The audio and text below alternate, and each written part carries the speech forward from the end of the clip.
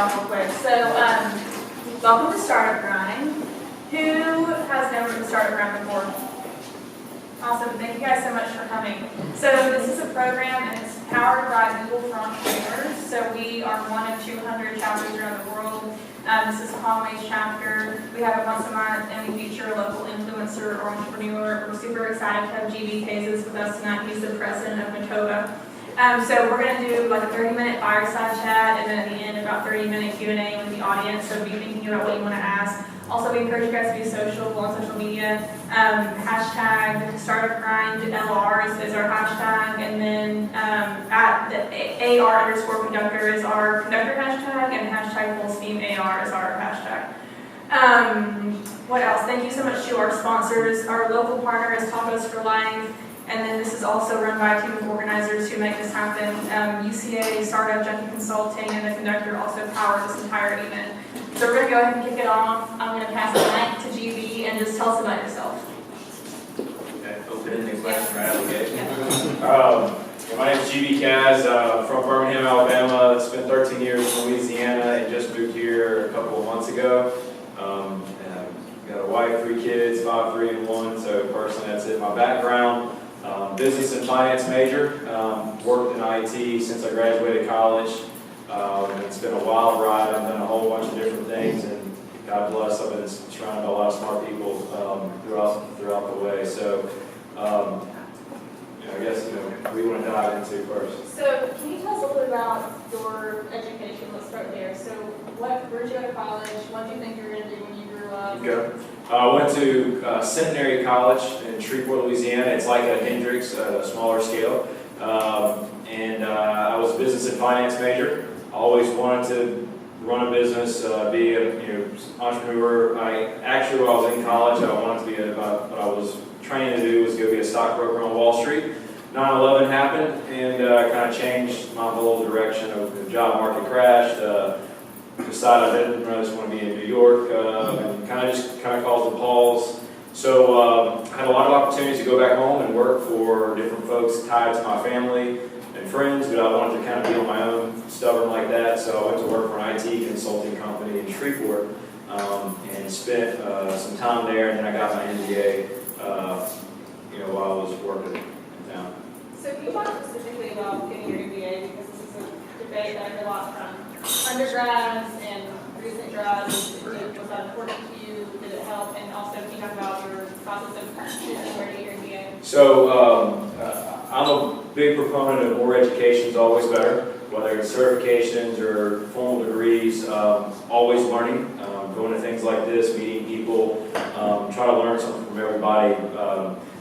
I also, over the years, I looked to get my MBA right out of school, and some of the best advice I got was, so what, you're going to get an MBA, you're going to be smart, look smart, but you have no experience. So why don't you go live in the real world a little while, come back to school, get your MBA, and you can actually apply what you're learning, and a lot of things will make a lot more sense. And that was great advice. I spent 5 years in the workforce and then went back and got my MBA. So where did I have my options? I was accepted to Emory in Atlanta, Georgia, and I was accepted to Vanderbilt, which are 2 high-powered programs for their executive MBA programs. But they came with a hefty price tag, about $100,000 to $150,000.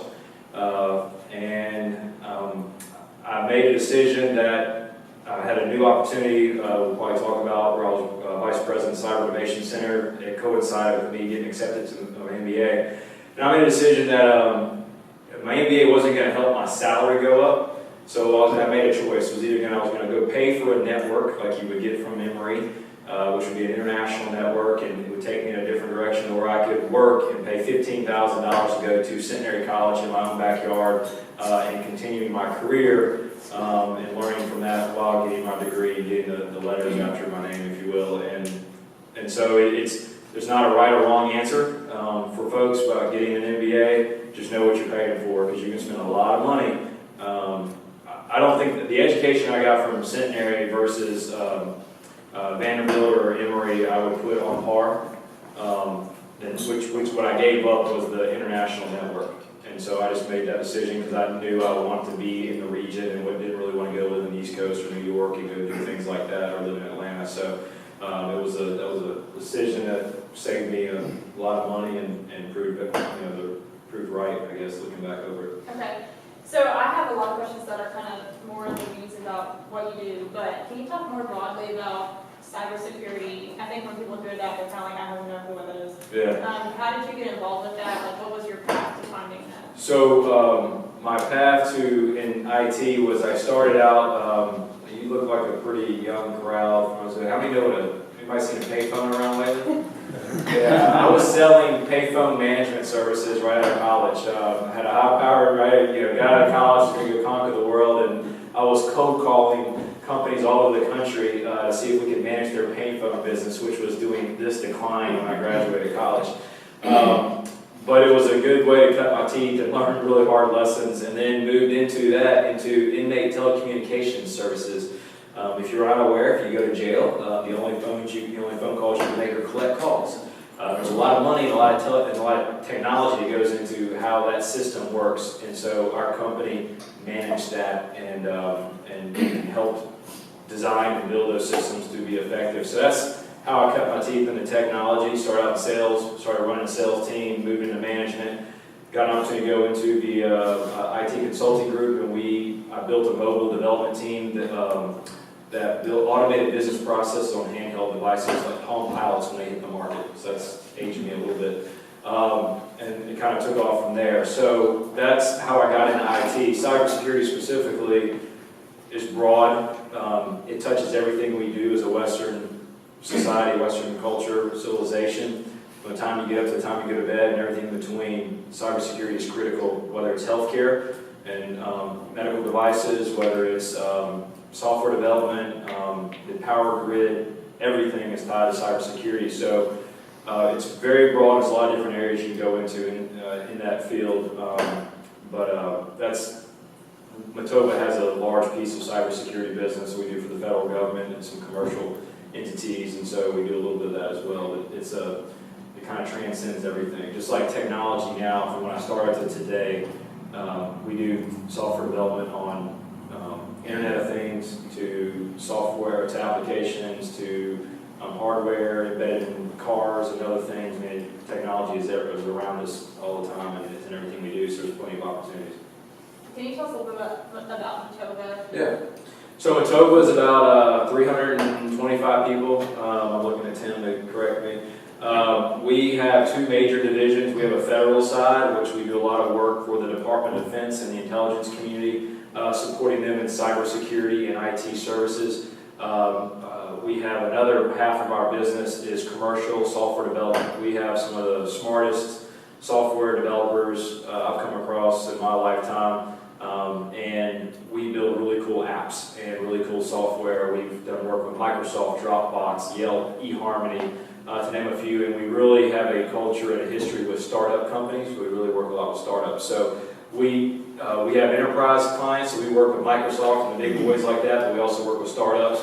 And I think the startups keeps us fresh and innovative and on the cutting edge, and why the big enterprise customers kind of have a whole new problem set that they're trying to solve at scale. So, with Matoba, we even have a consulting division where we do a lot with economic development and community development, which is some of my background as well. So we kind of have a strategy, marketing, design team as well. And can you talk a little bit about why the economic development entrepreneurship piece is important for cities like Conway? So to give a little context, before I came to Matoba, I was the vice president of the Cyber Innovation Center in Bossier City, Louisiana. Anybody familiar with Bossier City? Yeah, so not a few of you.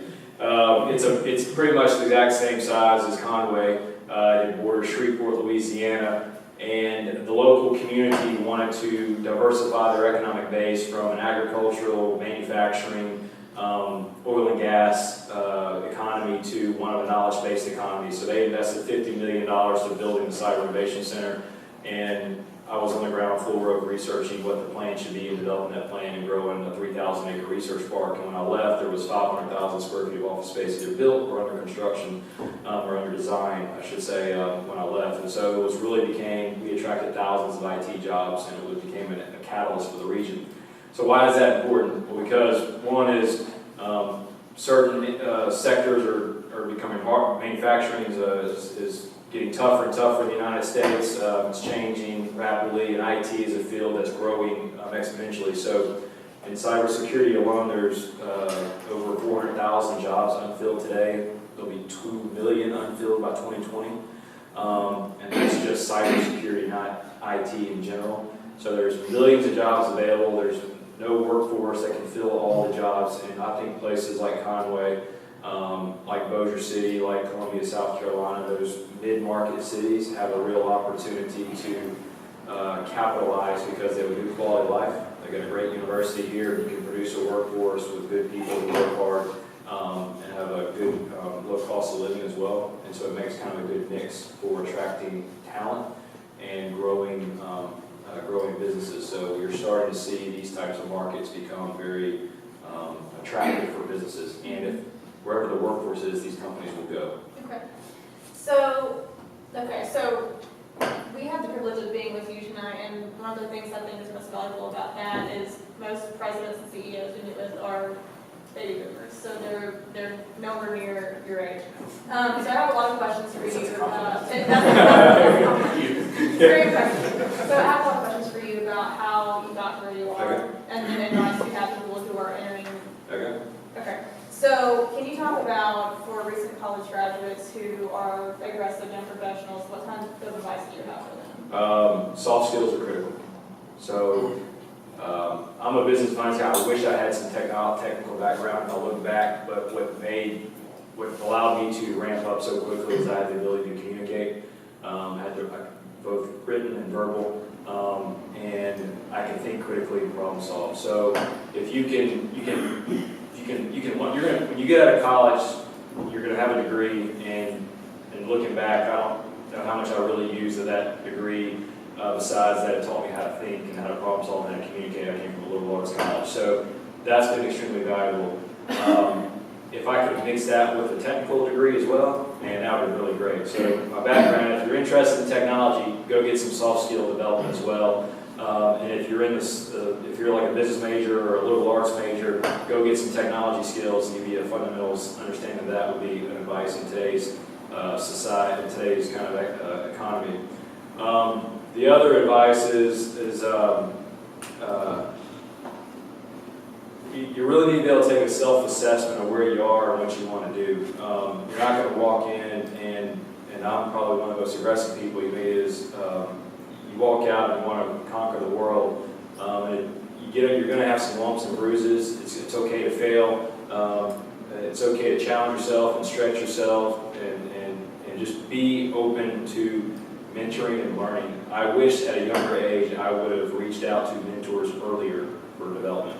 It took me a little while because I thought I was smart and I was going to do it my way, and I'll save you some headaches. Don't do it that way. Still have your own passion, your own way to do it, but really try to find the right mentors early and to guide you. But also, on the flip side of that, don't be shy and stand up for what you believe in and your ideas, and get involved with the company. And I guess the last thing, sometimes to be the smartest person in the room is just shut up and listen. And when you do say something, it'll be profound. So it's okay to kind of, especially early on, to kind of sit back, listen, absorb, learn the dynamics of the room, the politics of the room, and then speak your mind and share your thoughts, and kind of go from there. I hit a lot of different things there. Perfect. Can you talk more about the value of mentorship, and I mean, what does that mean, first of all, and then how do you find mentors? So I have a few mentors.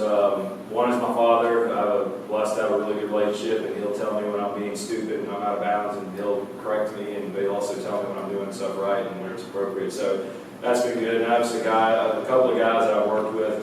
Some are my age, who know me, understand me, and have been successful. Some are older than me, and I've got one that's younger than I am. So there's no really age limit. It's about what you're trying to do and people who have been successful in that arena who can help. And also kind of diversify. What's it mean to me is it's a sounding board. So when I took the job, when I was looking for my next move, and I had a lot of different offers. I could work for a startup in DC. It was an international company that had been traveling the world. I could have gone to Atlanta, I could have had some opportunities in Louisiana and Arkansas, but Patoga came up. So I had a sounding board of people who, you know, worked through with me the pros and cons of those. And also, when I follow their careers, I've asked them, how'd you do this? Why'd you do that? And they just become kind of, they ask a lot of questions, they make me think about things, and they share their successes and failures, more importantly, probably their failures that can help me not make those mistakes. How do you find them? It's somebody you need to trust. It's someone who knows you, knows kind of, or somebody who knows that you want to aspire to be like what they've achieved and what they've done, so they can help you in that sense. But it's really a diverse group of people who are just good people who will spend the time with you. One of my mentors I speak to once a year, and one of my mentors I speak to every 3 months, one of them I speak to about every month. The guys I mentor and girls I mentor, some of them I speak to once a year, some I speak to every month, and so it's kind of, you'll kind of interesting dynamic. The important thing is to have them, and so they can help guide you along the way, because there's a lot out there, and the world is changing rapidly, so having somebody who can be a sounding board is valuable. Can you talk about the value of personal and professional goal setting? Yeah, so I think it's important. I'm a little ADD. I think as a society we're really ADD. We kind of, what's the next shiny look? I think it's important to kind of set, not necessarily know what I want to be when I grow up, but kind of know where you want to go. And it's okay to change, but kind of have some plans. Because without a plan, I think you can be a rudderless ship. And so when you set your mind to what you want to do, achieve in a year, 2 years, 5 years, 10 years, whatever it is, once you know where you want to end up, you can build a plan to get there. And so that's been something that someone taught me along the way that has been valuable. And I try to do it with my employees, my team, is, okay, what do you want to do? What do you want to be? How do you want to get there? Okay, let's build that plan. I think it's important, especially as when you get into the workforce, if your leaders aren't giving you that direction and you're not having those goals, I think you need to ask for it.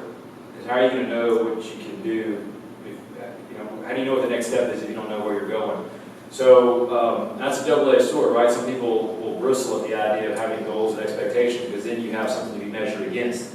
I see it as an opportunity, because if you achieve those and then know what the reward is when you get there. And it just helps to keep everybody on target. And also, when you set your goals, I think you set some that are attainable, not necessarily easy, but know that you got set yourself some near-term wins, some long-term, some targets, and some big. And I say shoot for the stars, and if you miss, you land on the moon. It's not a bad deal, right? I mean, if you want to be a millionaire and you get a couple of $100,000, things could be worse. So that's kind of what I try to do with my team. I want my leadership to do that with me, and then personally, whether it's setting a budget with your wife and your kids, saying, okay, this is where we want to do and what we want to, how we want to get there. This is what we got to do to do it, and then measuring that, measure what you expect what you measure. Whatever they'll say, you got to measure whatever your expectations are. You got to make sure you're measuring to get there. Okay. So speaking of having those types of conversations with your boss or manager about this is my 5-year goal, what advice do you have for people who are having those conversations? Well, I guess I'll tell you a story. So I got out of college. I was 21, kind of cocky. Went into my interview and says, well, we want you to come and do this, and I'll give you $30,000. I said, no, I want $40,000. They're like, we don't give people $40,000. I said, I'm not your average employee. So we ended up on $37,500. It was my first job out of college. And I said, oh, by the way, I want ownership in this company in 5 years. And he looked at me like, you're kind of bold. I said, well, that's what I want. If I don't get it in 5 years, I'm out. So tell me what I need to get there. So we set out a plan to get there, and I did what I was supposed to do, and we'll just leave it at that. But it was a little bold. I'm kind of bold sometimes, and looking back, I'm a lot calmer and mellow now than I was then. So I'm not sure I recommend that approach. It's not your personality, but the point is that I knew what I wanted, I knew where I want, and I asked, what do I need to do to get to there? And so when you, with your employers and having discussions, I think if you want certain things, if you want to run a division, if you want to be responsible for P&L, if you want to manage people, if you want to lead a team, if your boss doesn't know that, it's really hard for them to help build you a plan to get there. And then what's going to happen is you can end up in a spot where you're not happy because you don't have what you really would feel. Money's great, but money's not the drive. You'll learn money's not a driver to happiness. There's actually a recent research came out that they showed the more money, you get to a certain point where you peak happiness, and then the more money you make after that actually causes your happiness to go down. It's kind of this crazy thing, but money's not the driver, so find out what fuels you, what energizes you, what your passion is, and then if it's to lead people, if your boss doesn't know you eventually want to lead people, then he or she will not know how to build a plan to give you the development, the mentoring, and the guidance to get there. And you're going to end up in a maybe unhappy spot. So just be open and honest with your employers about what you want and what you expect, and get them what they expect from you. Okay, and then another question on that note. Can you talk about managing your managers and what that means and how to do it? So a while back, a buddy of mine said, the most important thing you'll ever do is what? And I said, manage a team. And he's like, yeah, that's important, but that's not it. And I was like, what is he like? Manage me. I'm like, you're my boss. How am I going to manage you? He's like, if you don't manage me effectively, then you're not going to get what you need from me, and we're not going to be kind of simpatico on where we're trying to drive the train, if you will. So what it means is working with your learning how to communicate with your boss. So here's a lesson. The way you communicate is different than the way everybody else communicates is. And for those of you who are not married, you'll learn that very quickly. My wife and I are very opposites on how we communicate, so we had to learn each other's communication styles and so it's the same way with your team, with your boss. So learn how your boss communicates, learn his style or her style, and then and just get to know them so that you can get in a rhythm with them, a cadence with them on how you communicate, and that will, because how you feed them information maybe you can get information back faster, or you can get results, you can get the results you want because you're driving them to the path that you want, necessarily not always them receiving it, if that makes sense. Okay, yeah, totally. So what advice do you have for people who are in leadership roles at a young age, and do you think age matters to be a leader? Age doesn't matter to be a leader. My 5-year-old is a leader in her class, right? And you can, and my 3-year-old is crazy. She's going to take over the world or be in jail, one of the two. I'm not sure. She's phenomenal. But I think age doesn't matter. People always say if you're born with it. No, you can learn it. There is some inherent traits, but I believe you can learn leadership skills. So leadership has no age limit. Everybody can be a leader. You have leaders of teams, you have leaders of the company. And as a young leader, I would advise you, it's okay, and I would strongly encourage you to surround yourself with smarter people than you.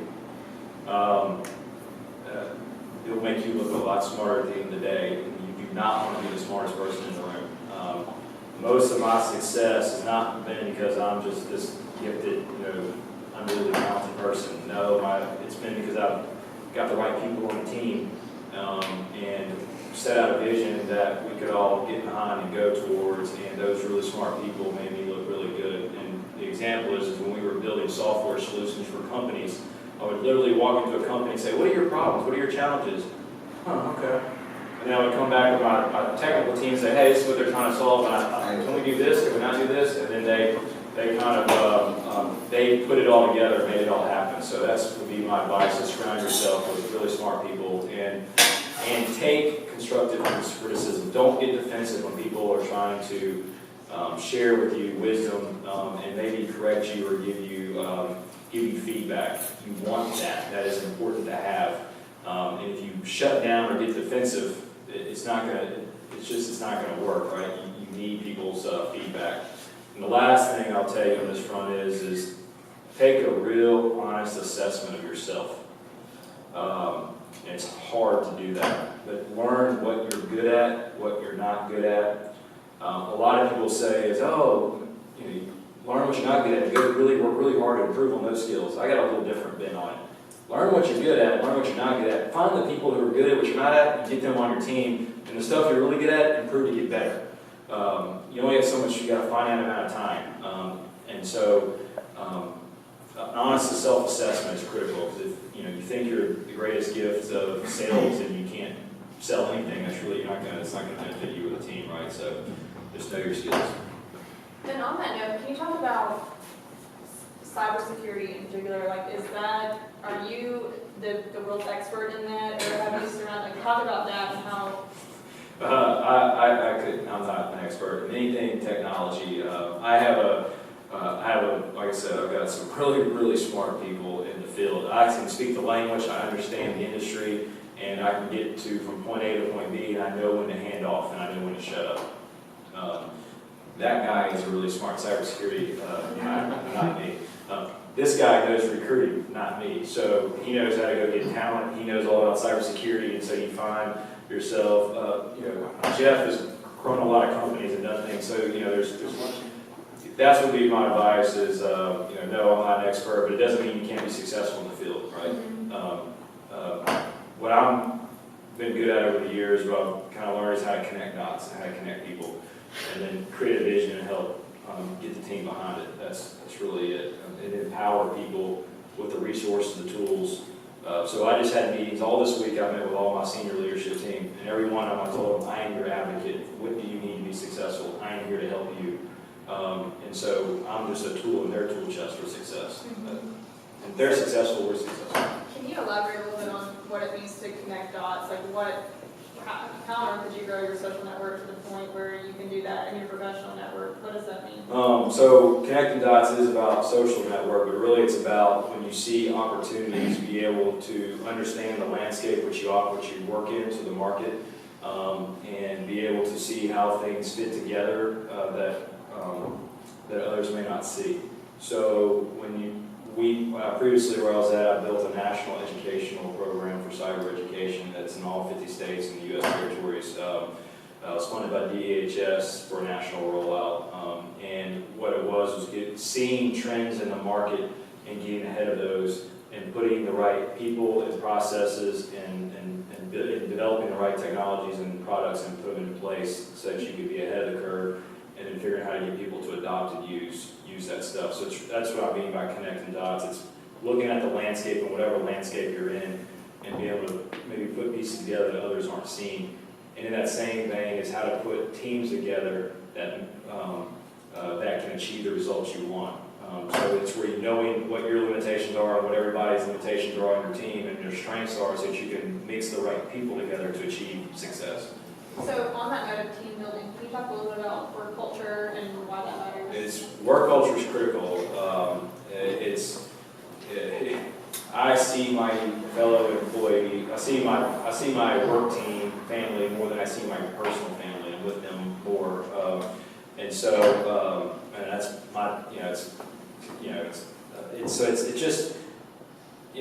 culture is if you're in an environment that you feel like, so I went to one work environment, it's gray walls, 8-foot cubicles, dingy, dark, siloed, no one talked outside there. I couldn't survive in that, I couldn't thrive in that environment. An environment that I thrive in is openness, challenging, innovative, entrepreneurial, kind of outside the box, and open to debate, discussion, and that type of environment. That's what I found in Manitoba, and ultimately why I chose Manitoba, because of some of the culture and the opportunities that were there. So it's critical to know what kind of person you are, what kind of environment I didn't go to a big university out of college. I was recruited by a bunch of northern schools to play soccer, and I chose a really small liberal arts college because I didn't want to be 1 in 500 in the classroom. I wanted to be 1 in 20. I knew that was a better learning environment for me than being 1 in 500. So it's kind of the same thing as what's the culture you want for learning, what's the culture you want for your business, for working, and more importantly, you're all going to be leaders one day of your own company. So what kind of culture do you want to create? In today's age, if I look at the age of some of the folks in the room, that's how companies are recruiting. It's the right work environment. If we don't have the right work environment, we won't get y'all to come work for us. If we put y'all in 8-foot cubicles and said, go code for 8 hours a day and don't come out and see anybody, and it ain't gonna work. And so that's kind of I think it's one of the most critical things is, and then challenging. You have challenging, fun projects to work on. It can't, there's something for everybody. I believe it's important. So how do you create that culture? It starts at the top. You have the right leaders that empower their people to empower the people, the teams to do that. And then you've got there's everything. There's a science and art around how spaces look, what colors they are, what the lighting is.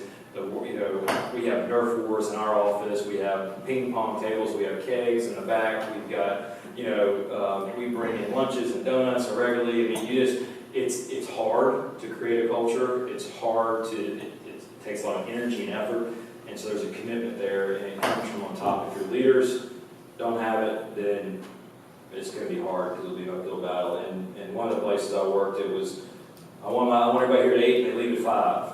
Well, no, because some of the guys will come in at 10 or 11 and they'll work till 3 in the morning, so I don't really care where they work or how long they work in the office.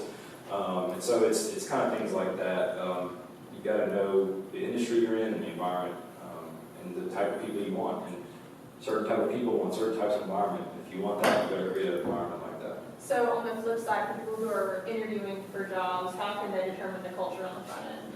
As much as the company is interviewing you should be interviewing the company.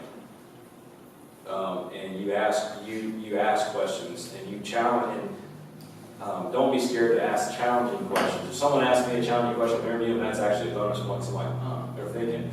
Know your stuff before you go in. Look up the company, do your research, find out things, and don't believe everything you read on the internet. There's only, so I would caution you on that because there's different things out there. But challenge. After this meeting, talk with Tim. He's our internal recruiter. You're interviewing the company just as much as we're interviewing you. So can you talk a little bit about, say you're at a company and it's not what you want or not what you thought it would be, how do you know when to leave?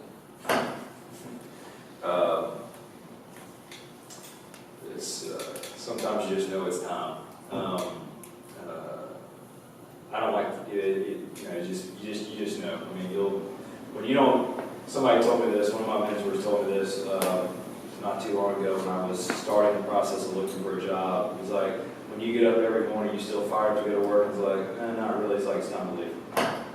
So if I jump out, I literally get up in the morning, my wife's like, how the heck you wake up, you go to bed after midnight, you wake up at 6 a.m. and you get on your computer, you're ready to go. This weekend I was doing stuff, so what are you doing? Like, it's just fun, it's a game. Like, it's how I get my energy for something. So it's, once I lose that, then I would, from an organization, then that's when I made my decision. When I'm not excited to go to work, and I may love the people I'm around, but if I'm not excited to do what I'm doing anymore, then it's time to go for me. That's what's life's too short.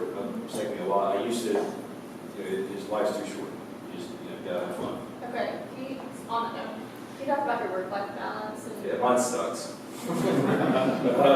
Mine's not good. It ebbs and flows, but it's important to have. My 2-year-old, my oldest daughter, when she was 2.5 or 3, she said, "Daddy, would you put your phone down and play with me?" And I was like, "Okay, I gotta change." And so that was an eye-opening experience for me. She was 2.5, and she recognized that I was not really paying attention to her when I was with her. And so, what I do is every morning I'm in town, I cook my daughter's breakfast, and my wife's breakfast. I take them to school. I get home by 5 so I can cook them dinner and have dinner with them. By 8 o'clock when they go to bed, then I get back online. So my kids have it great. My wife may, I should probably do a little better on that front. But that's my balance. I've been looking back, I was too focused on my career and I lost friendships over it. I didn't invest in my friends. I was invested in my career. Just to be honest, advice here. I lost my hobbies because I was so driven by my company and achieving what I wanted to do there. I was having fun, but looking back, I'd probably done things a little different and had better balance. I am not an example of good work-life balance. So if you could change something about your process, what would you change? For balance? Yeah. The commitment I have to be home for dinner and home for breakfast has been great. Make sure I see, I'm with my kids at valuable dinner at a time. I play with them every night until they go to bed. So that's been good for me. For those who are not married, will be married, it's a commitment to do things on the weekend with your wife and not only be working. So I have times now, like on the weekends, I turn my phone off. I have to put my phone away, or like if it goes off, I wouldn't answer it.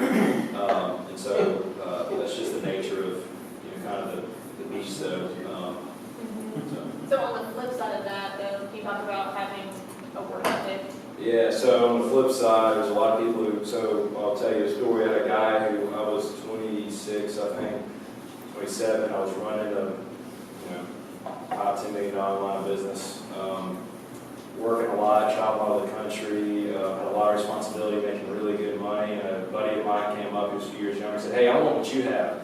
I'm like, "What do you mean?" He's like, "I want to do what you do. I want the job. I want to do what you're doing." I said, "Great, I'll bring you on. Start you here. We move up."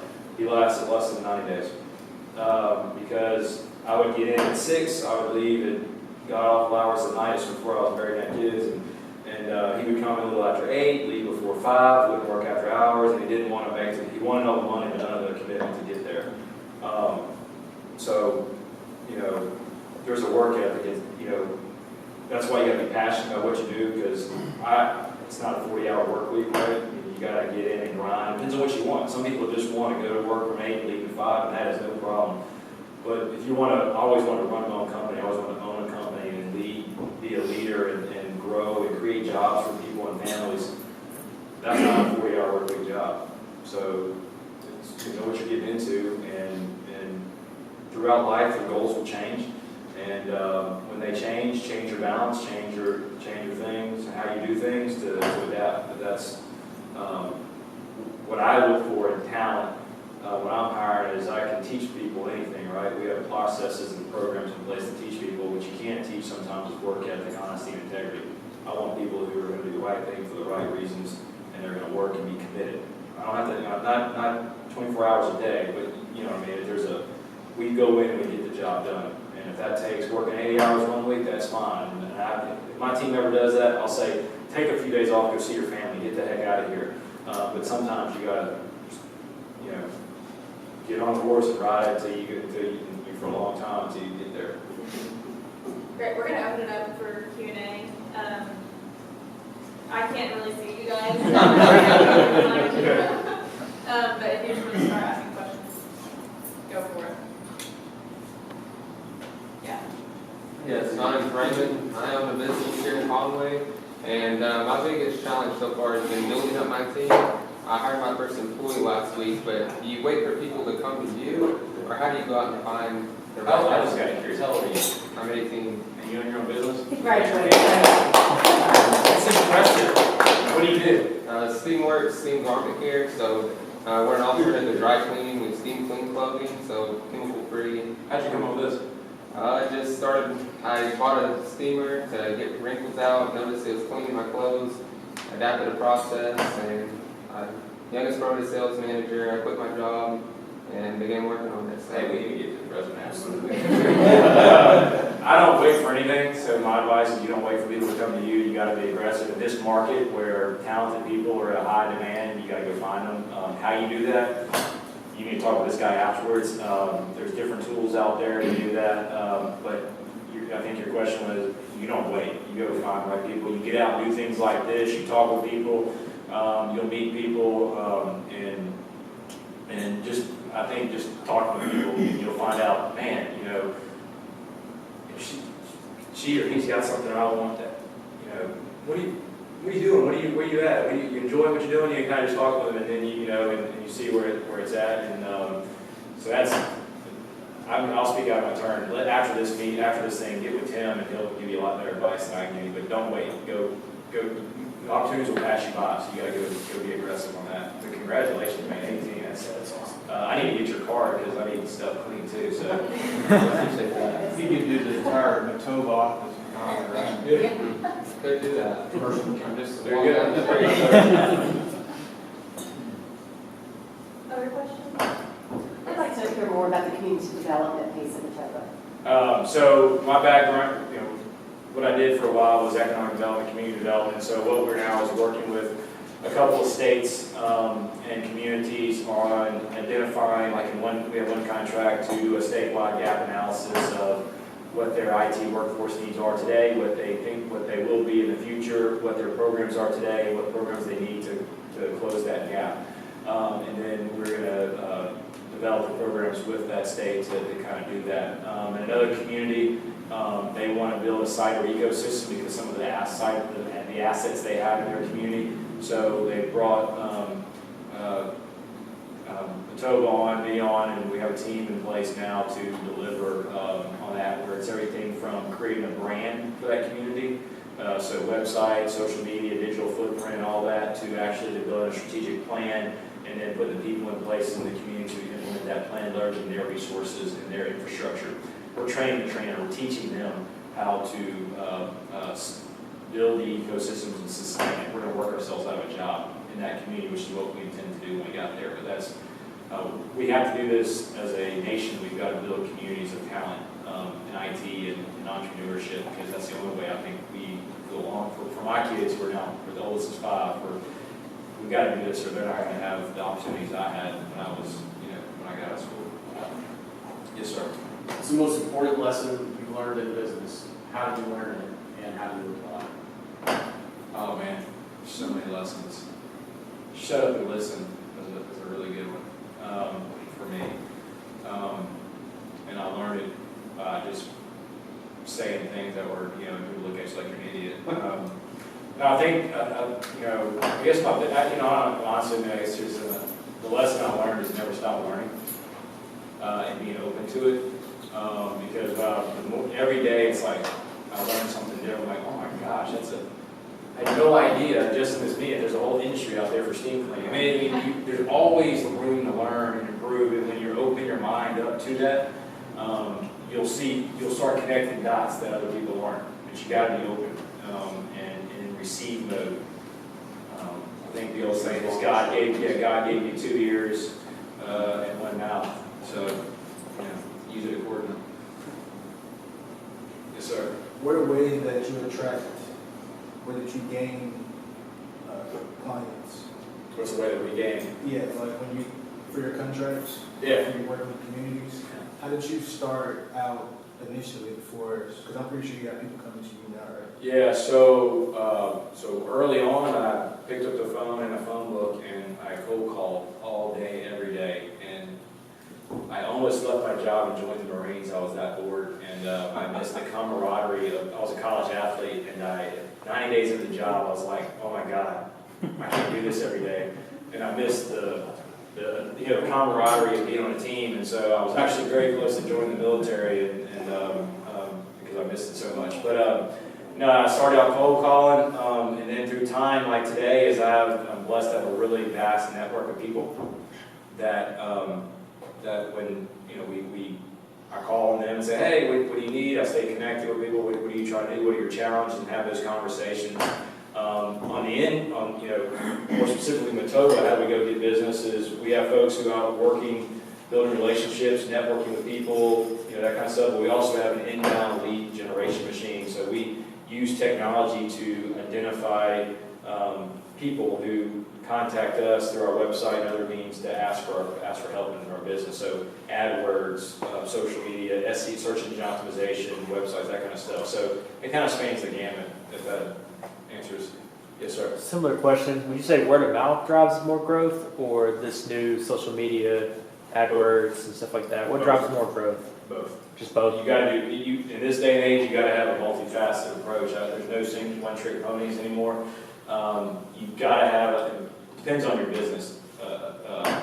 It depends on your market, if you're on your target market. But I think you need to have a multifaceted approach. So we do inbound generation, we do outbound. So we have people who are working, networking. We go to events, we host events, we embed ourselves into communities and have local presences, get involved in boards and things like that. So for you, 18 is get yourself on some community boards to get your name out there and know some people know who you are and build your network. So that would be, it's because what happens is social media is just a form of word of mouth in today's day and age. People don't talk to each other anymore, they use social media, so that is, I think the biggest challenges companies have now is how do you control your brand when you can lose it. United Airlines. They lost, how many, $200 billion? $800 million. $800 million in the first 24 hours of that incident, where they A stock value, yeah. And they just had another incident where they told a soldier they were charging $200 for his bag. They had nightmare after nightmare. They needed to hire a PR firm to take it over because they got some issues. But yeah, social media is a form of word of mouth. So strategy, people. So running businesses, and I had this conversation today with be careful how much in the weeds you get if you're leading people. Make sure that you can get so bogged down in the day-to-day that you lose sight of where you need to go. So you need to hire people around you that allows, as a leader, that you can do the strategy and you can and really lead a team. It's hard to lead a team when every day you're putting out fires, right? You'll wake up one day and go, how the heck did we get here? This isn't where we want to be. So take some time to really lay out a strategy and measure yourself to that. And on that end, take some time, which I don't do a good enough job of, but for self-reflection and quiet time. We're too connected. I started going on walks at night after everybody's in bed just so that I don't take my phone, just so I can have time to process. So, you know, I think we as a culture and society have lost that. You need quiet time to think and process.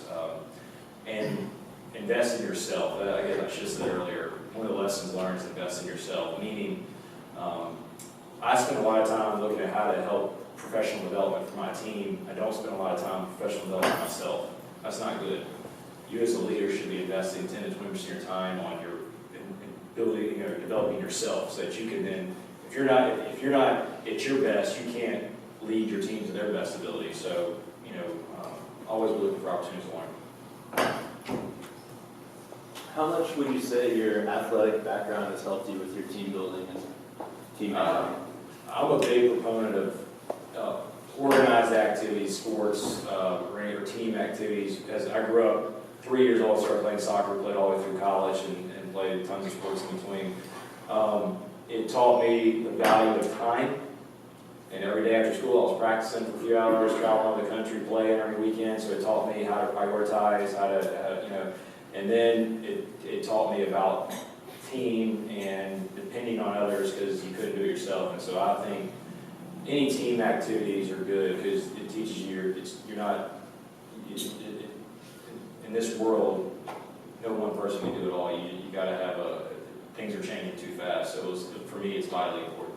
I have a follow-up to that too. What did that teach you about competition and what are your thoughts about? I love competition. What are your thoughts about like everyone gets the same trophy and? I am not a participation trophy guy. I beat my daughter when we play checkers. I will beat her at 5 years old every time just to teach her. This is my grandfather did that to me. I didn't win a game of checkers until I was 10 years old with him, and he didn't give me anything. So I think competition is good, but it's healthy competition. I don't want to ever pit my team against each other, but I do want to challenge them and have health and foster healthy competition among the team. Look, not everybody's a winner, not everybody's created equal. It is a fact of life. I mean, it is what it is. I mean, I know it's not PC to say, but we all have different backgrounds, different abilities. God made us all uniquely different, and that creates opportunities for every one of us. You just got to recognize what that uniqueness is and how to apply it in today's world and surround yourself with other unique people to maximize that success. But competition, bring it. I love competition. Yeah. Hey, other than letters behind your name, what is your MBA? What is your biggest asset you got from your MBA? It was a MBA that was an entrepreneurial focused MBA, and it was from a liberal arts college. So we had a lot of it was a lot about challenging the challenge. It was about thought, challenging you the way you think, and it was a small group of us. So it got we tackled every issue from social responsibility to macro, microeconomics, and other things. But it was very challenging, and it was all based around entrepreneurship and growing business, which was critical in my mind. Is how do you become the next everybody thinks Facebook, wow, that's how big that is, and Twitter, but all those things didn't even exist 10 to 15 years ago. I mean, all these major companies that didn't exist 10 years ago. So we live in an entrepreneurial-based economy and society. So that was what was valuable for me. It's just teaching me how to think, continue to challenge what I thought was challenge the status quo, I guess. Yes, sir. I'm actually going through a little bit of a struggle. So I'm starting out my own business as well. And one of the things I have found out is it's really hard to manage business with friends. And one of my friends, we're really close, he's actually building my website, and he's not fully committed. So I was gonna ask you, how do you deal with close people that you are to, as far as, you know, if they're not fully committed, how do you handle that? What do you say to them? So I'm smiling because I've lived that pain in a variety of ways. I think to answer your question is, that's where if you set clear on the front end, like you're in a current environment now, let's go back. On the front end, you say, this is what I expect, this is when we expect it, we agree, okay, Kim, we're gonna achieve this, we agree on how to get there, yes, great. And I even have people sign at the bottom, and it doesn't contractually obligate anything if you're inside your own company, but it gets commitment. People sign their name of something that has a commitment to it. And then we set up, I think what a lot of people do is they may even do that, and they say, okay, a year from now, we're gonna have this, 6 months from now, but if you gotta continually check. Trust and verify, especially with family. I've done business with family, I will not do business with family again, because I'm really hard and blunt and about some business things, and it would create a very tough dynamic. My wife and I opened up an e-commerce site for clothing, and she says, I never want to work with you, because she was kind of wanting to think a hobby, and I was kind of driving a business, but no, I think it's that expectation, setting on the front end goal setting, and then managing that expectation and tracking performance to that end. When you're in the middle of it, sometimes you got to know when you got to just cut bait and go another route. I don't know your situation, sometimes you got to know when to cut your losses. I've got a good website out for you. Yeah, we do websites. But I was going to tell you a story. For you, some of y'all who may have aspirations, and is this being recorded? Yes. Okay. I will tell you to, get your expectations in writing. So, like, if you go into a company and they think certain things are promised, get it in writing. So, throughout my past, I had friends who I was doing work with, and there was a certain expectations and agreements that didn't get in writing and then didn't come to fruition. So, if you're going to get things in writing. I learned that the hard way multiple times. Other questions? How do you keep Tim Freeman in line? I put him in an office with John. John keeps him in line. That works. Yeah. Now, self-motivated people. We talk, on a serious issue. I like to try myself. I think we came on about the same time, but Same day. Same day, yeah. So just having self-motivated folks who go get the job done. I'm a macro manager. I don't like to, micromanage people, but I do it excessively until I know I can trust them that they deliver. So, early on when people come to work for me, I kind of ask a lot of questions and it's setting expectations and communications and all other things. But the ideal people is like Tim and others is you just set the goals, set the vision, set some guiding principles, and you let people run and don't get in the way. Don't hold back. We have time for one more question. Yes, sir. You said your dad was a big influence in your life. My dad's been a big influence in mine. What's the most valuable lesson you think you learned from him? Makes you successful? Your word is it's cliche, but your word is the most important thing you have. Yeah. Say what you mean, do what you say you're going to do, and you'll be successful. That's about as simple as I can get it. Yeah. Straight up. All right, so we end all these the same way by asking you, what's one piece of business advice you would leave us with tonight?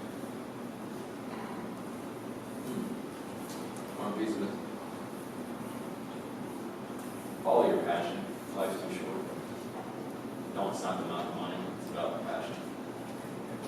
Awesome. Well, thank you so much. Thank y'all for your time. You really are a big inspiration, and for all of your comments.